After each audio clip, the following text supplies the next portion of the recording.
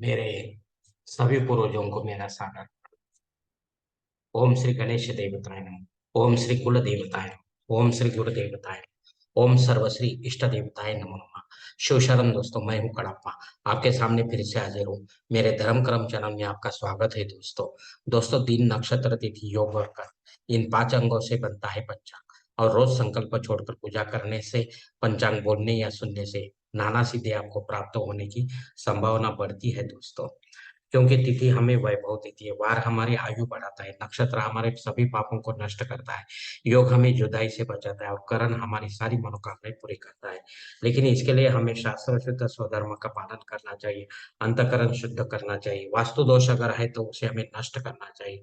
हमारा भक्ति मार्ग शास्त्र विहित कर्मों से भरा होना चाहिए। आत्मा परमात्मा का मिलन हमारे जीवन का उद्देश्य होना चाहिए। इसके बाद ही हमें कोई सिद्धि प्राप्ति की आशा करनी चाहिए। दोस्तों, अब आपको पंचांग का सुनाने जा रहा हूँ। इसका उपयोग आप किसी भी धार्मिक कर्मकांड में आराम से कर सकते हैं दोस्तों।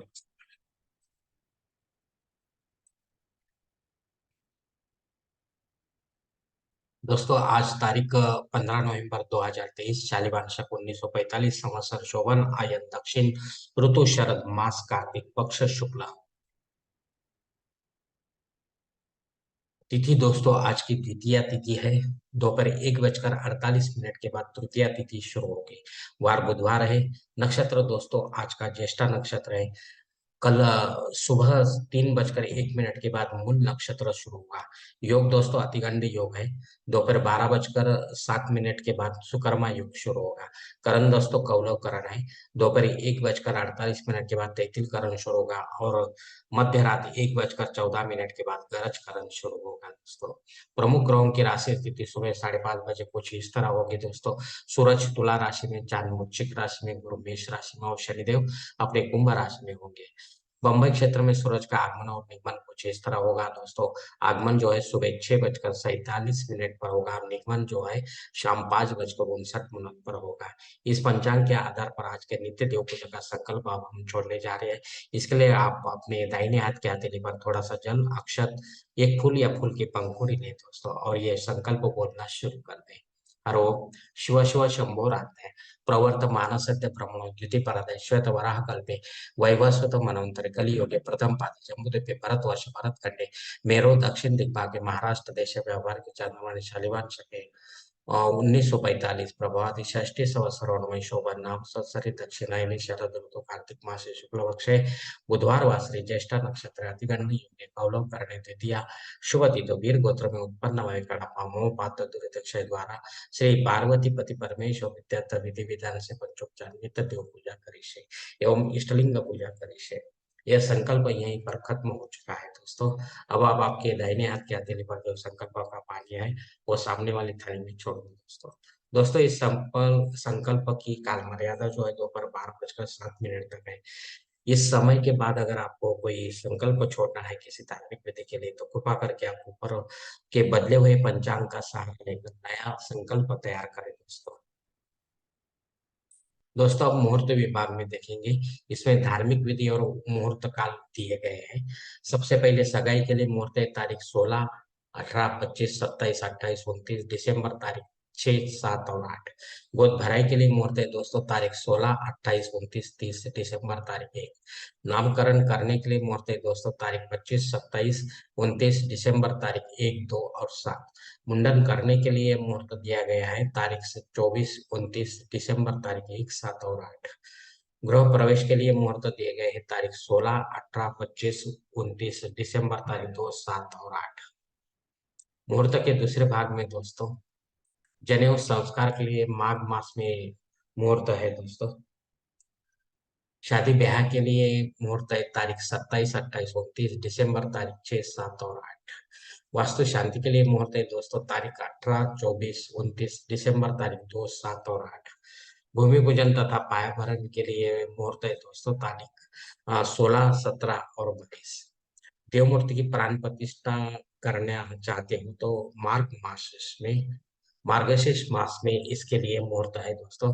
तब तक कोई मुहूर्त नहीं है दोस्तों। दोस्तों ऊपर दिए गए कुछ मुहूर्तों में समय की पाबंदी हो सकती है। किसी जानकार से जानकारी आप अपने लिए कोई मुख्य और योग्य मुहूर्त का चयन अपने जन्म कुंडली के अनुसार करें। अपने फायदे के लिए पंडित के माध्यम से जबरन कोई नया मुहूर्त निर्माण ना करें या गौण या आपातकाल के मुहूर्तों का भी चयन ना करें, तभी आप सही मुहूर्त का आनंद उठा पाओगे दोस्तों। दोस्तों पंचांग में दी गई कुछ अन्य महत्वपूर्ण जो जानकारी वो अब हम देखेंगे। दोस्तों पंचांग शुद्धि जो है ये एक आनंद दिन है दोस्तों, कोई प्रॉब्लम। एक विशेष दोस्तों यम द्वितीया। यम द्वितीया मतलब यम अपने बहन यमी से उसके घर जाकर औक्षण करा लेता है, उसके हाथ का खाना खाता है और उसे वरदान देता है कि जो भी भाई इस दिन अपने बहन के पास पहुंचकर उसके हाथ का खाना खाएगा, औक्षण कराएगा, उसे अपमृत्यु नहीं होगी, उसका एक्सीडेंट नहीं होगा दोस्तों। इसलिए ये बहन भाई का जो प्यार है, ये त्योहार, ये दूसरा त्योहार है। पहला जो है रक्षाबंधन और दूसरा जो है ये यम द्वितीया। इसलिए यम को इस दिन यम पूजन कहा करना चाहिए, यम की पूजा करनी चाहिए। उसके लिए आप अपना सूरज उगने से पहले उसको अर्घ्य दे सकते हैं यम को। यम का तर्पण आप सुबह में कर सकते हैं, मतलब पानी पिलाना 14 यम का नाम लेते हुए। तृतीया श्राद्ध कर्म भी है दोस्तों। अगर आपके कोई पूर्वज आपको छोड़कर निकल गए हैं परलोक में इस तिथि पर, तो उनके नाम से पिंडदान युक्त पंडित के माध्यम से अपराह्न काल में अ, घर पे या तीर्थ क्षेत्र में आपको पिंडदान युक्त श्राद्ध करना है। तब जाकर वो अपनी जो सेवा होती है वो पितरों तक पहुंचती है और पितर देव हमें आशीर्वाद देते हैं। हमारा जीवन सुख शांति और समाधान से भरपूर होता है दोस्तों। दोस्तों चांद को अगर आप देखना चाहते हो तो 7:38 तक का समय है। इसके पहले ही आप चांद को देख सकते हैं दोस्तों। आदमी धरती पर हाजिर है दोस्तों।